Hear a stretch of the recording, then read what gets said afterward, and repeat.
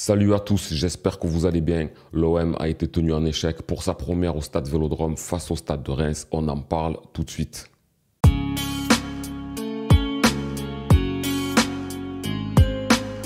Voilà les gars, on attendait ce match avec beaucoup d'impatience parce qu'on nourrissait beaucoup d'espoir lors de cette rencontre. Alors déjà, c'était la première au Stade Vélodrome de l'année.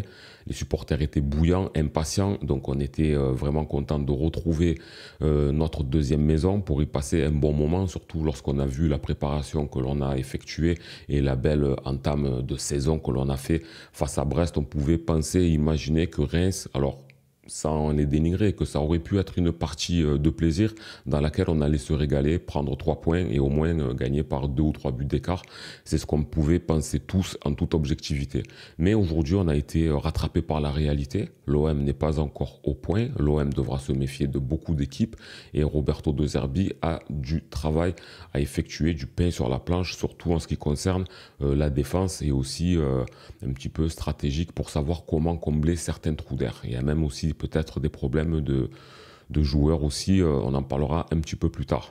Donc ce match-là, il a été plaisant pour un amateur de football de manière générale. Il y a eu des buts, il y a eu des actions, des équipes qui ont joué. Mais quand on regarde l'Olympique de Marseille, sur un point de vue global, c'est moyen parce qu'on était vraiment dans une très grosse lancée. On voulait avoir les 6 points d'entrée, 2 matchs, 2 victoires. On nous voyait comme une équipe prétendante à pouvoir accrocher facilement la Ligue des Champions. Rien n'est perdu, attention, on est quand même uniquement à la 2e journée, mais se prendre ce petit revers d'entrée, c'est pas plus mal que ça, parce que ça nous permettra de nous recentrer et de garder les pieds sur terre. Et ça nous prouve qu'une équipe comme Reims, qui va viser le milieu de tableau, une équipe qui avait des absents, une équipe qui avait des suspendus aussi, a su mettre en difficulté notre défense olympienne. Et ça, je pense que ça a dû interpeller Roberto De Zerbi, interpeller la direction pour essayer de trouver une éventuelle solution avant la fin du mercato, bon, même si ça risque d'être difficile, mais il y a certains manques derrière, il y a certaines approximations qu'on va essayer de détailler. Bon, après, quand on regarde les approximations qu'il y a derrière, il y a aussi des ajustements à faire, hein. On n'est pas encore au point comme la plupart des équipes, on est encore en rodage, il y a des joueurs qui vont monter en puissance. Mais globalement, on pouvait penser que c'était un match sur lequel on allait quand même un peu survoler. Si on me disait, en début de saison, on me disait il va y avoir 2 matchs de l'OM, un score de 5-1 et un score 2-2. On aurait tous dit, sans savoir le match, on aurait dit 2-2 à Brest et 5-1 au Stade Vélodrome face à Reims, ça aurait été beaucoup plus logique. Donc déjà, on se crée un petit paradoxe qu'il va falloir rapidement gommer. Car au Stade Vélodrome, c'est dommage, avec l'effectif que l'on a, face à une équipe supposée inférieure à nous, quand même d'encaisser 2 buts, surtout de mener au score, de se faire attraper, d'être repassé devant. Ça, c'est des petits points à corriger. Mais aujourd'hui, ça nous met sur la réalité qu'il faut faire attention, rien n'est acquis. On a balayé Brest, c'est vrai, mais aujourd'hui, quand on disait qu'il fallait être prudent, c'était justement pour ce genre de choses. Ce qui est un peu embêtant, c'est de se dire que c'est le genre de points qui peut nous manquer en fin de saison. Peut-être, ça, c'est des matchs qu'il ne faut pas rater, qu'il ne faut pas laisser des points. C'est le genre de match où tu dois remporter 3 points dans ta poche. Ça n'a pas été le cas. On est encore en début de saison, on aura la possibilité de progresser et de faire en sorte que le Vélodrome soit une forteresse comme elle a été l'année dernière et de prendre des points face à toutes les équipes sur lesquelles on doit prendre 3 points. Après, Reims, moi, ils m'ont plu, hein, je les ai trouvés quand même assez costauds sur certains points. Ils ont joué crânement leur chance. On était plusieurs, dont moi le premier, à penser qu'ils allaient mettre le bus derrière et ne rien tenter. Ben, c'était tout faux, c'était mal les connaître. Lucas Elsner a quand même tenté des stratégies pour déstabiliser les Marseillais. Il avait dit en conférence de presse, il a vu qu'il y avait quand même certaines lacunes, il a réussi à les exploiter.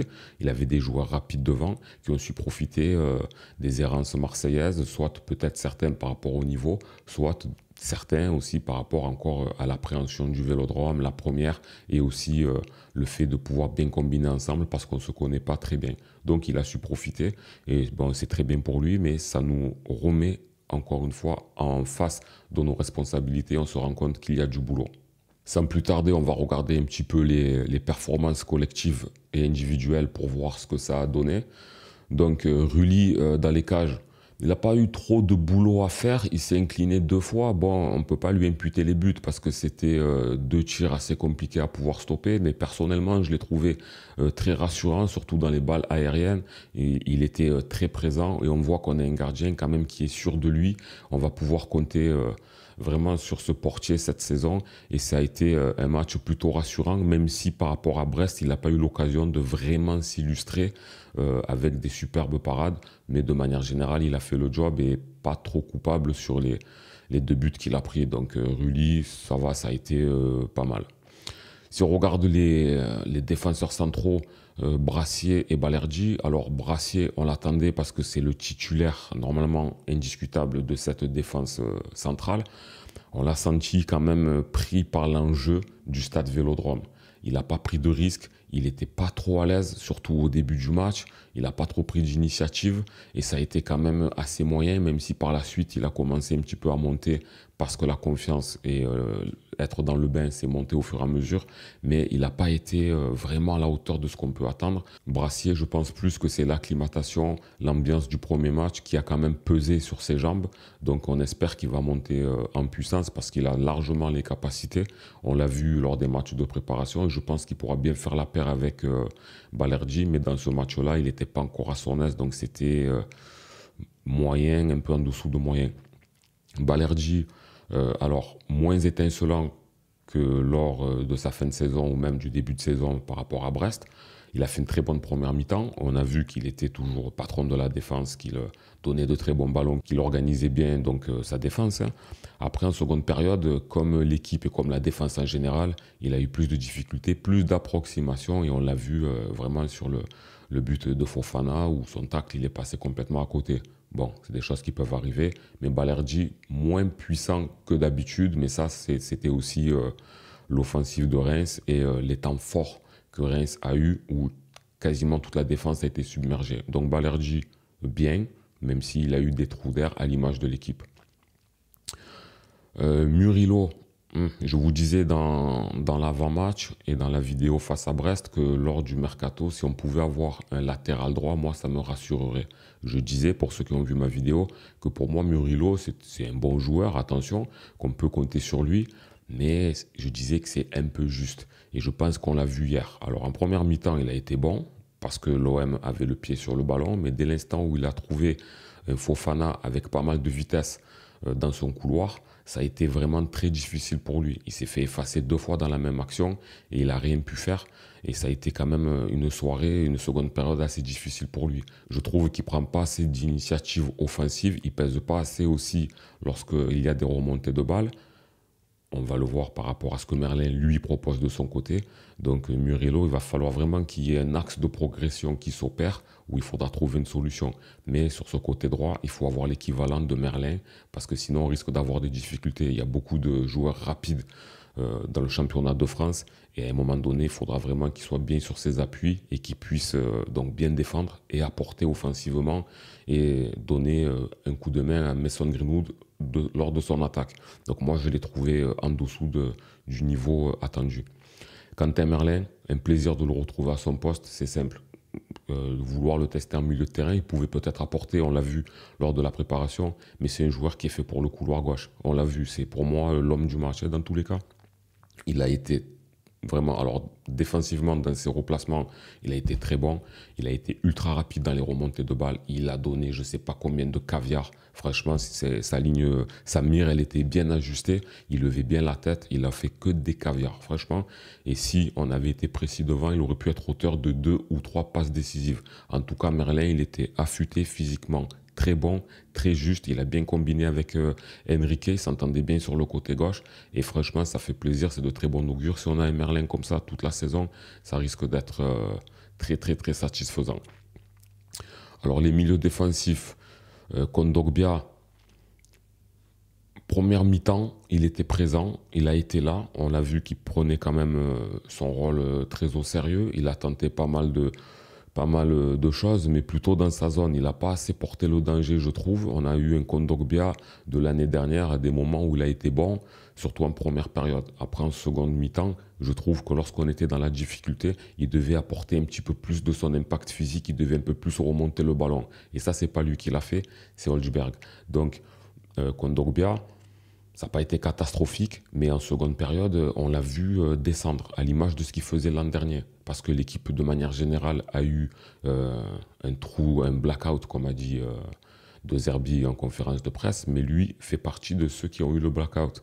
Et il faut éviter de reproduire ça. On a une nouvelle équipe, donc il faut gommer cela. On lui fait confiance, c'est ce que De Zerbi a dit, mais il va falloir qu'il monte le niveau, qu'il soit beaucoup plus précis. Comme la frappe qu'il a eue, l'occasion qu'il a eue à la 69e minute. Oh frère, cadre un peu. L'année dernière, tu as tué un winner, l'année d'avant, tu as tué un MTP. Cadre, cadre un peu. C'est des ballons importants. Heureusement que par la suite, on est revenu au score, mais cadre. Tu as une grosse frappe, mais tu cadres jamais. Il y a des moments, ça va peser lourd. Il faut qu'il s'entraîne aux abords de la surface. Il faut que ce soit une arme. C'est pas normal qu'il marque pas, c'est pas grave. Mais cadre, si c'est l'Ivan Diouf qui la sort, ok, pas de souci, tu as envoyé une mine au milieu de la cage, dans le centre ou dans la lucarne, pas de souci. Mais là, c'est pas qualifiable. Ces occasions sont rares et chères, il faut être beaucoup plus précis. Donc, Kondogbia, bien pour la première période, un peu plus effacé, pas assez d'impact offensif en seconde et un peu juste physiquement. Par contre, Hodgberg, franchement, lui, c'est le métronome de ce milieu de terrain. Il a été super intéressant, il a bien combiné, il a donné de très bons ballons. On voit qu'il a une belle frappe de balle. D'ailleurs, Diouf en a sorti 2. Il aurait pu scorer et on trouve qu'il monte, perso, je trouve qu'il monte en puissance. Son physique a été mieux par rapport à Brest. Il était dans pas mal de coups et il a apporté vraiment sa technique, sa tactique. Et je l'ai trouvé beaucoup plus à l'aise dans ce milieu que lors du premier match. Donc ça, c'est encore une fois les repères qui sont en train de venir. Lui, la pression, il connaît, il était à Tottenham, même s'il n'a pas beaucoup joué la dernière année, mais il connaît les grosses ambiances, donc on l'a senti direct chez lui, et il a apporté pas mal de belles choses. En tout cas, nettement mieux que Kondogbia, et il faudrait qu'à côté de lui, on ait un joueur à sa hauteur, et là, vraiment, on va combler énormément de lacunes. En tout cas, Holzberg, pour moi, c'est une partie très satisfaisante. Amin Harit déjoue les pronostics. C'était un joueur qui était peut-être sur le départ, en tout cas pas dans les plans. Ben, il est en train de donner le tournis à la direction parce que aujourd'hui c'est un joueur sur lequel on peut compter. Alors, il y a eu des moments dans le match où on l'a pas trop vu, mais il a été quand même présent. Il a marqué. Franchement, c'est le genre de but que l'année dernière, il aurait peut-être pas mis. À Harit, on lui demandait des stats, on lui demandait d'être décisif. Ça a été le cas face à Brest, ça a été le cas ce soir. Il a bien combiné. Bon, comme on a dit, il y a eu des moments, des trous d'air, mais il a été présent, il a fait le boulot. Donc aujourd'hui, on est en train de se demander comment se passer de lui. Même s'il a encore une marge, hein, on voit qu'il a eu à un moment donné des flottements qu'on pouvait voir chez lui l'an dernier. Mais je pense qu'un petit coup de fouet de Zerbi, pour le maintenir concerné tout le long, on a un Amin Harit sur lequel on pourra compter cette saison. Mais en tout cas, il a fait le job, son but était bien, il a mis la patte opposée comme il faut en intérieur du pied pour trouver le coin opposé de Diouf. Franchement, parfait, c'est ce qu'on attend de lui. Si après, à l'avenir, il arrive à encore donner des ballons décisifs, à être bien physiquement et à prendre les bonnes décisions, comme il est en train de le faire depuis 2 matchs, même s'il y a eu des hésitations encore, c'est très bien. Moi, je lui trouve une bonne copie. Si je devais le noter, je lui mettrais un 6, 6,5 sur 10 à l'aise. En ce qui concerne nos attaquants, Luis Enrique a été moins tranchant que face à Brest, mais il a quand même été précieux. Je trouve qu'il a bien aidé Merlin. C'est grâce à ses replis défensifs, sa générosité que Merlin a pu monter. Il a tenté de combiner. Lui aussi, à l'image de l'équipe, il y a eu des moments, il a fait preuve un petit peu d'absence, mais ça c'est normal quand tu es dominé et que tu es surpris. C'est un peu difficile de trouver son placement sur le terrain, mais il a été quand même plutôt pas mal. Il a cherché Eli Wahi, il lui a donné des bons ballons. Lui aussi aurait pu être décisif. Moi, Enrique, franchement, je l'ai trouvé bien. Il est à l'image de ce qu'il donne d'habitude, mais à l'image de l'équipe, il n'a pas pu être plus en évidence que par rapport à Brest, par exemple. Donc c'est de bon augure et j'ai bien aimé sa prestation.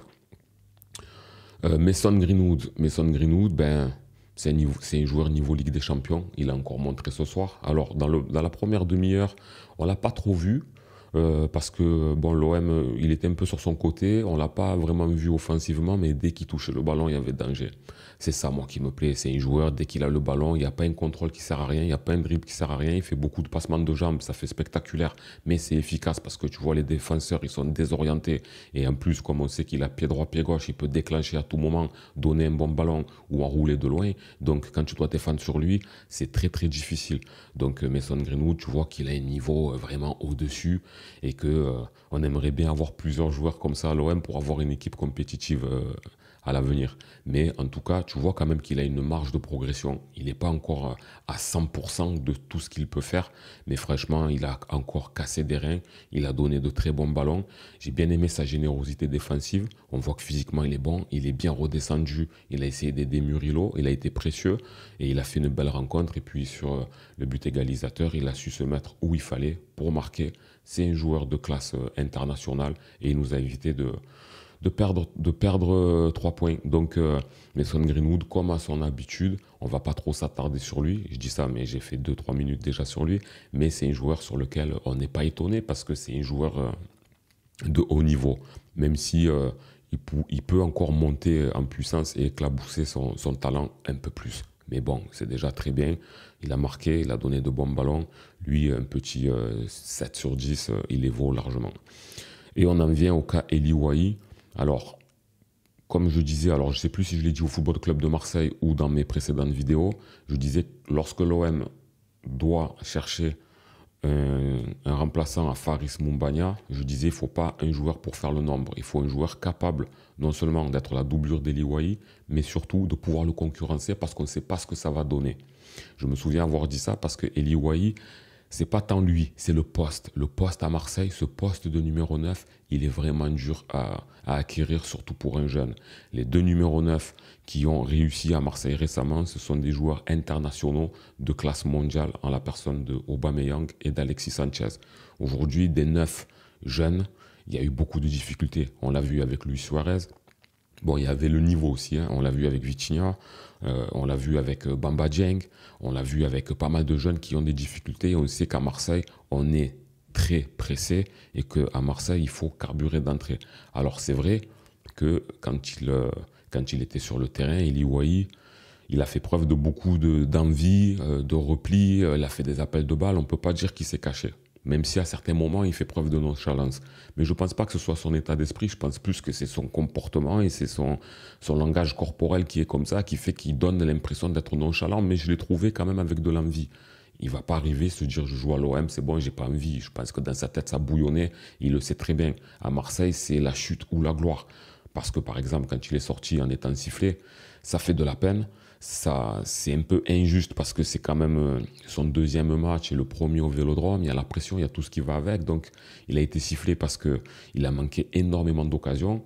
Ça, c'est le mauvais côté du Vélodrome dans son ensemble quand on est trop pressé. Mais il suffisait qu'il fasse un doublé et il sortait avec une acclamation qu'il n'aurait jamais eu nulle part en France. Donc, Marseille, c'est tout ou rien.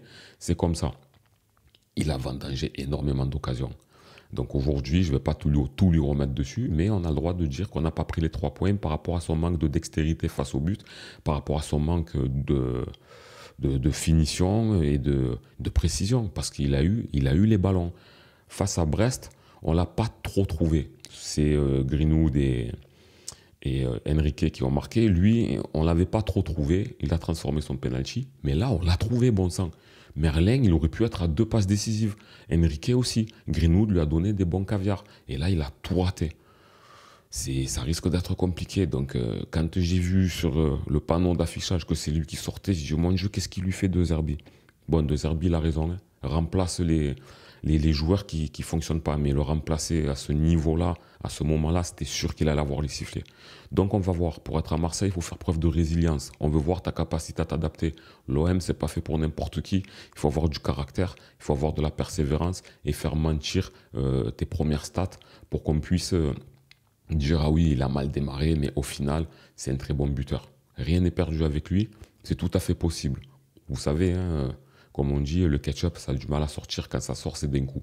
C'est possible que par la suite, il commence à se prendre en confiance et qu'il marque des buts qui lui permettront de pouvoir être important dans l'attaque marseillaise. Mais effectivement, que commencer à Marseille comme ça, c'est très très très difficile. Surtout quand tu as ce poste-là, c'est vraiment compliqué. Donc moi, j'ai pas envie de lui taper dessus. Je me dis, c'est son premier match. Je pense que celui qui est le plus déçu de tous les supporters, de l'entraîneur, de tous les journalistes, de tout le monde, le premier déçu sur Terre, c'est lui-même. Donc je pense qu'en rentrant à la maison, il a du mal dormir de tout ce qu'il a raté. Maintenant, on va voir ta faculté à récupérer et à te remettre au travail. C'est tout ce qu'on attend de toi parce que c'est quand même un bon buteur. À Montpellier, on a vu qu'il était excellent. À Lens, il a été correct, mais pas au niveau de Montpellier. On espérait trouver le Wai de Montpellier. On est seulement au deuxième match. Attendons un peu. On va voir comment il va rebondir. Et s'il marque, il suffit qu'il fasse un doublé au prochain match. Et ça y est, c'est fini. On l'a vu avec Aubameyang. Il a été sifflé alors que c'était un joueur international. Et au final, il a mis tout le monde d'accord. Donc un peu de patience. Mais dans le doute, nous sommes le 26 août, je crois, ou 27, je ne sais même plus. L'OM est encore sur le mercato. Il faut trouver quand même un attaquant qui puisse le suppléer. Un attaquant qui puisse le suppléer, est-ce que ça pourrait pas être Jonathan Rowe? Parce que son entrée, elle a été vraiment très très très prometteuse. Il est arrivé, on a vu de suite qu'il était en jambes, donc physiquement il était prêt. Il a montré sa tactique, sa technique. Il était vraiment au cœur de l'attaque marseillaise. On voit qu'il n'était pas pris par l'événement du stade Vélodrome. Il a été très puissant, il a eu une grosse occasion. Il a mis sur le poteau, dommage, ça aurait pu être le héros, le sauveur. Mais en tout cas, il a montré qu'il faisait preuve de dextérité, qu'il avait le sens du but, le sens du dribble. Il a directement bien combiné avec ses coéquipiers. On n'a pas l'impression que ça fait que 3 jours qu'il est là. Donc c'est un joueur très prometteur. On va rester prudent. On va voir comment il va se comporter par la suite. Mais c'est un joueur qui, à la base, joue ailier gauche. On sait qu'il peut jouer ailier droit. Il a déjà joué milieu offensif aussi. Maintenant, moi, je ne suis pas trop pour transformer les joueurs, les mettre d'un poste A à un poste B quand ce n'est pas le leur. Mais si l'OM, par hasard, n'a pas trouvé d'attaquant de substitution et que ce joueur-là donne satisfaction, tu peux des fois le mettre en pointe, je pense. Parce que quand on regarde ses stats à Norwich, ben, il a été quand même plus buteur que passeur. Et il a l'air d'avoir un ratio tir-but assez intéressant. Mais bon, on verra par la suite parce que son concurrent direct, ça va être Luis Enrique, comme on disait, qui a été bon, mais un peu moins brillant que lors de l'autre match parce que cette fois-ci, on a eu plus de difficultés. Donc voilà. En ce qui concerne Valentine Carboni, je ne sais pas trop quoi dire. J'étais tellement dans le match, je regardais tellement devant que je n'ai pas trop analysé son entrée, mais je pense qu'on aura le temps de le voir un peu plus pour voir vraiment ce qu'il va donner. Donc globalement, pour terminer cette vidéo, l'OM est redescendu mentalement à un niveau auquel on doit être, c'est-à-dire méfie, on n'est pas les plus forts, on l'a vu face à une équipe qui est de milieu de tableau habituellement, qui est venu nous embêter chez nous. Contre Brest, ce n'était pas un accident, c'était une belle performance, mais ça veut dire que l'OM peut être irrégulier et il va falloir trouver la solution pour qu'on soit imprenable au Vélodrome et qu'on réussisse de belles performances face à Brest. Ce qui est dommage dans cette journée, même si c'est que le début, c'est que, alors j'ai pas le classement sous les yeux, mais Paris, Lyon, Monaco, non Lyon j'ai dit, Lyon, ils recommencent leur saison comme l'année dernière. Mais bon, je ne les chambre pas cette année parce qu'on a vu vite fait qu'une saison, elle peut se retourner. Ils sont passés devant nous. Donc Lyon, j'en parle même pas. Mais Paris, Lille, Monaco, etc., ils ont déjà 6 points. Toi, tu es 5e. Donc ça aurait été bien mentalement déjà de pouvoir être près de eux lors des premiers classements pour essayer de viser directement la Ligue des Champions dès le départ et qu'on n'ait pas de remontée extraordinaire à faire. Bon, le prochain match, c'est face à Toulouse. C'est une équipe qui a commencé avec 2 matchs nuls, donc c'est une équipe qui est à notre portée aussi. Il faudra juste qu'on s'ajuste, qu'on trouve l'équilibre, surtout défensif, qu'on trouve un brassier vraiment costaud avec un Balerdi pour qu'il y ait une bonne charnière centrale costaud pour éviter un petit peu les erreurs. Murillo, il va falloir qu'il se remette la tête à l'endroit et qu'on trouve vraiment un Murillo un peu plus défensif, plus costaud sur l'homme, qui ne se fasse pas prendre de vitesse qu'offensivement il apporte. Parce que si on regarde Reims, franchement, ils ont été quand même pas mal. Hein. Le Yaya Fofana, franchement, il a mis un très très beau but. Hein. Ah, il a enrhumé tout le monde. Hein. Donc attention, quand tu tombes sur des attaquants comme ça, en plus ils sont surmotivés face à l'OM, donc ça peut aller très très vite. Il ne faut pas que nos latéraux se fassent dépasser comme ça. C'était la crainte que j'avais par rapport à Murillo. Il a du talent, il a un bon coach. On va voir s'il va le remettre à niveau pour les prochains matchs. Après, globalement, bon, il n'y a rien de catastrophique. Juste, ça nous permet de coller à la réalité. On a 4 points sur 6. C'est loin d'être mauvais. Mais il va falloir quand même enchaîner les victoires pour se rassurer parce que l'OM a une revanche à prendre sur cette saison. Voilà les gars, c'est tout pour moi. N'hésitez pas à me dire dans les commentaires ce que vous avez pensé de la rencontre. Quels sont vos tops, quels sont vos flops. Parlez-moi du cas Eli Wahi pour savoir de votre côté s'il peut réussir à l'OM ou est-ce que c'est vraiment le niveau qu'il a proposé qui risque d'être celui de sa saison.